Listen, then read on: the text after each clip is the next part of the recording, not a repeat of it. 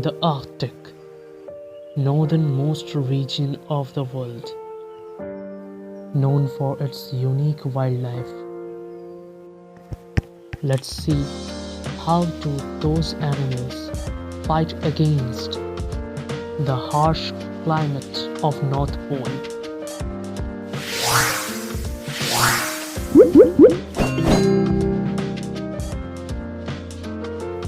At first, I need to talk about the environment of Arctic Circle. This Arctic region is also called the land of midnight sun.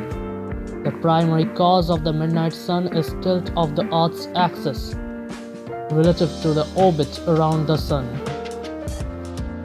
During the summer months in northern hemisphere, Earth is tilted toward the sun at an angle of approximately 23.5 degrees.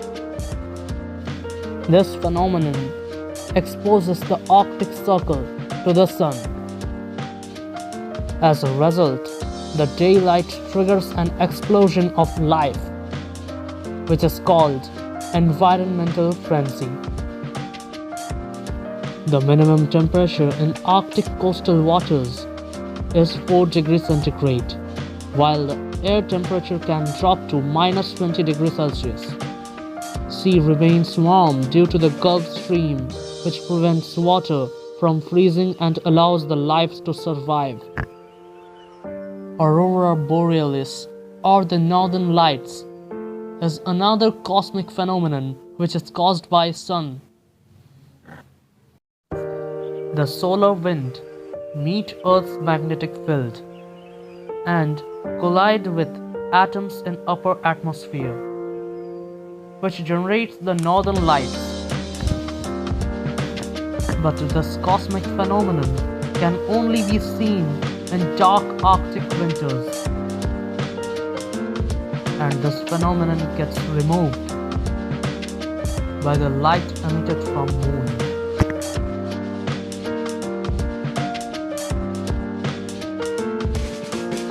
The harsh climate and short 3-month growing result in miniature version of trees. Dwarf birch creeps around the ground to avoid the wind. Now let's talk about a carnivorous plant. Wait! A carnivorous plant? Yes, a carnivorous plant. The sundew survives in barren soil by secreting fragrant, sticky substance to trap its prey. The conifers are the most dominant trees found in Arctic. But how do they survive in this harsh cold? To survive the sub-zero temperature, conifers increase sugar concentration in the cells, which acts as a natural antifreeze. The waxy cuticle layer on the leaves and the stomata prevent moisture loss on the leaves.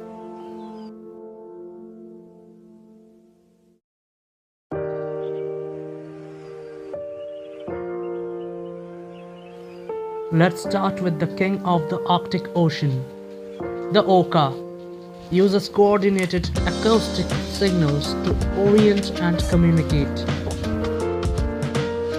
One orca will drive the bait ball to the surface, while another one will stun the fishes with its caudal flukes.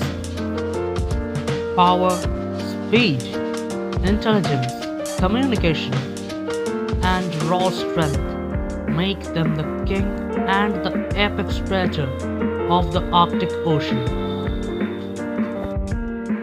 Now let's move on to the land, the lemmings. They live in tunnel under the snow. That's called subnivean zones. Thick fur and snow blanket provides thermal insulation for the lemmings. Let's move on to the Arctic fox. The Arctic fox has dense white winter coat, which makes it nearly invisible in the snowy landscape. it can easily sneak upon its prey or hide from its predators. The Arctic hare has also the dense white winter coat for insulation. Here is the Siberian jay.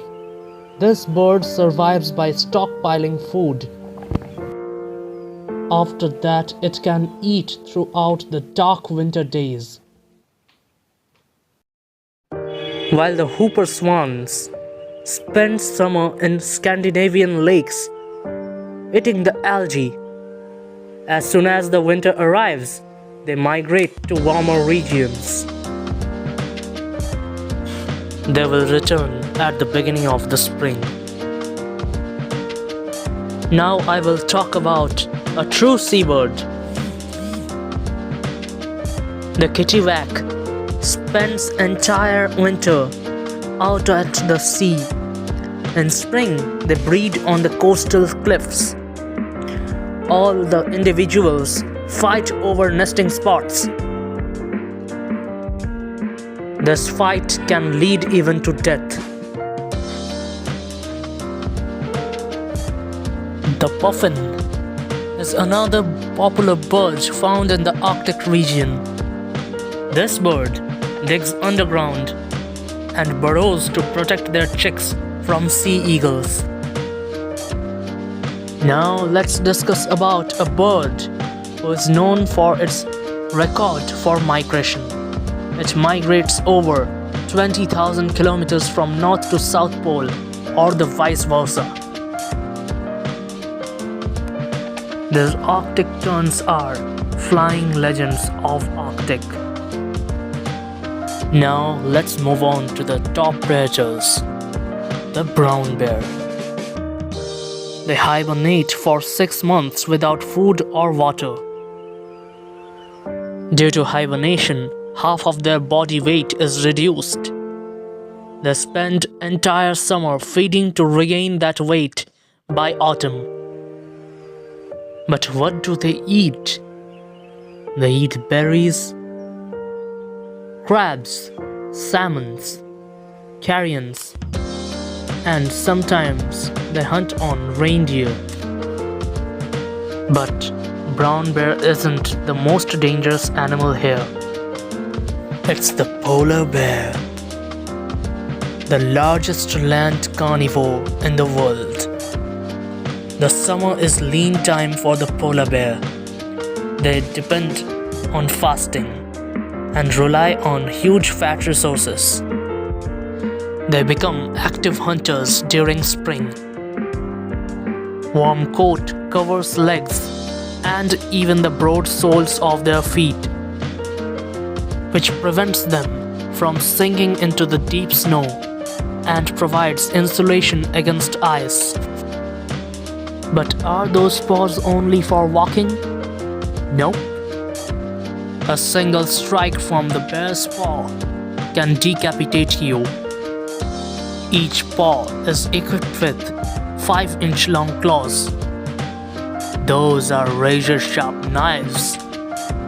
And if you speak of jaws, their jaws are strongest of any bear species.